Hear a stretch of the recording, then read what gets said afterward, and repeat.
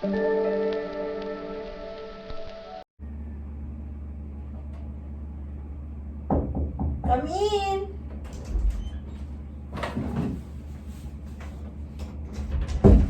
Good morning, ma'am. Good morning.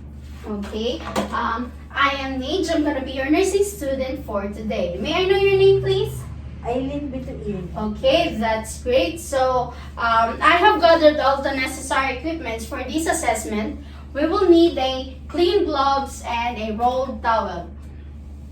So, ma'am, for today, we will be doing a Leopold's maneuver. We will be able to identify the positioning, the attitude, and the presentation of your baby. Aside from that, this is done in order to determine the size of the fetus and to locate fetal farts. Okay?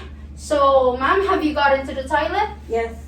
Okay, that's great. So, ma'am, could you flex your legs for me?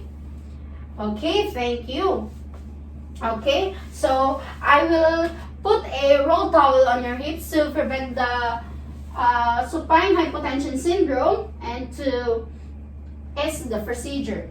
Okay, so you feel comfortable? Yep. Okay, that's great. So first I have to wash my hands and using warm water to prevent the transmission of the microorganism and I use warm water to promote comfort to the client and prevent tightness of abdominal muscles. Okay?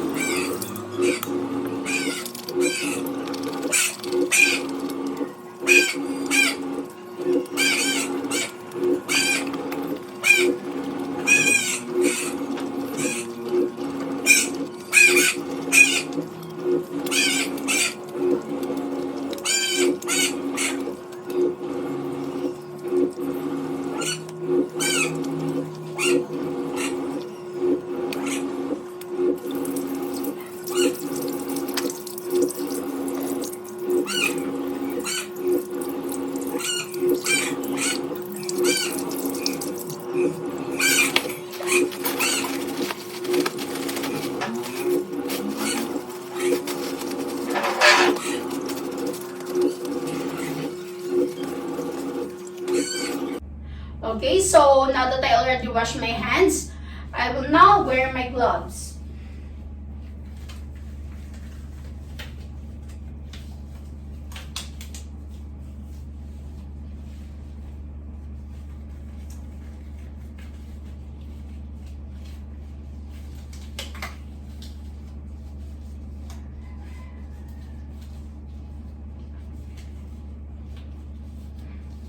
Okay, so now that I'm already wearing my gloves, ma'am, can we go on and start the procedure?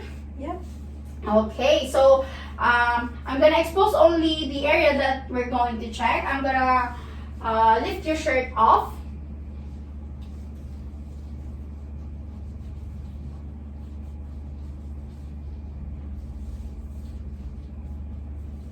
Okay. So before doing the first maneuver, we have to observe the movement abdomen or the area of the activity. The longest diameter axis is the length of the fetus, and the location of activity most likely reflects the position of the feet. Okay, so we're gonna do the first maneuver. This also known as fundal grip. This maneuver determines whether the fetal head or breech is in the fundus. Okay, so in order to do that, I have to stand at the foot of the client, face the client, and place both hands on her abdomen. Okay, and then palpate the superior surface of the fundus. Okay. Okay, so when palpating, if you can feel hard or rounded here, it is the head of the fetus. And the head of the fetus moves independently of the body. And when you palpate it soft, it is well defined. It is the bridge it moves conjunction with the rest of the body. Okay? Okay, man, Okay, so ma'am, we're done with the first maneuver. So ma'am, based on my assessment, it is the bridge that in your fundus. Okay. So now we proceed with the second maneuver, also known as umbilical grip. It is being done in order to determine where the baby back is. So we're going to check the arms and legs as well. We're going to search the arms and legs as well.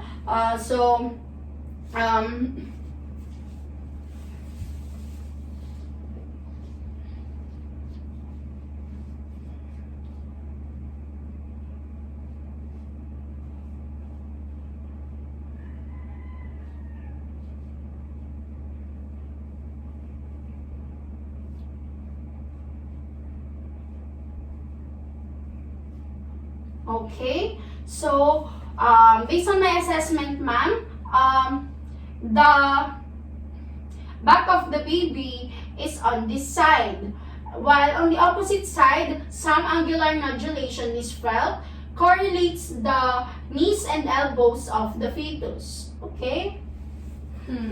So now we proceed with the third maneuver, also known as Pollick's grip. It is being done in order to determine what is in the pelvis and its mobility. Okay? So,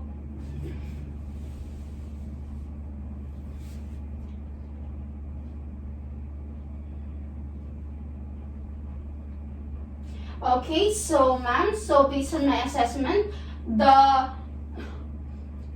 it is the head of the feet. It is the head and still move and push upward as I place my fingers here, and the baby's head is not yet engaged. So the baby's head is not yet engaged. Okay, so okay. So now we proceed with the fourth. So for the fourth maneuver, also known as the pelvic grip, since the cephalic part, since the presenting part is cephalic, we do it for the purpose of determining of the fetal attitude and the degree of extension of the head into the pelvis.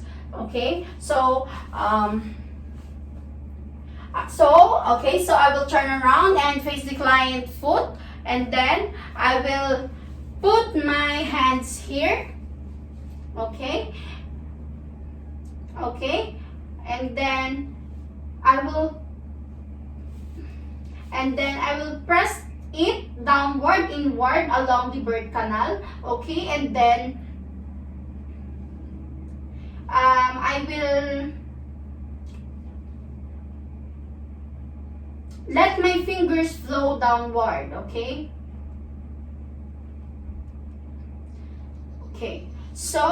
ma'am, so based on my assessment, the baby is in good attitude.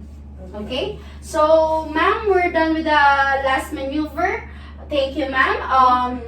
So I'm going to put back your shirt and cover you up with a blanket so you'll feel comfortable. Okay, thank you. So now I'm going to validate the data that I have gathered from you.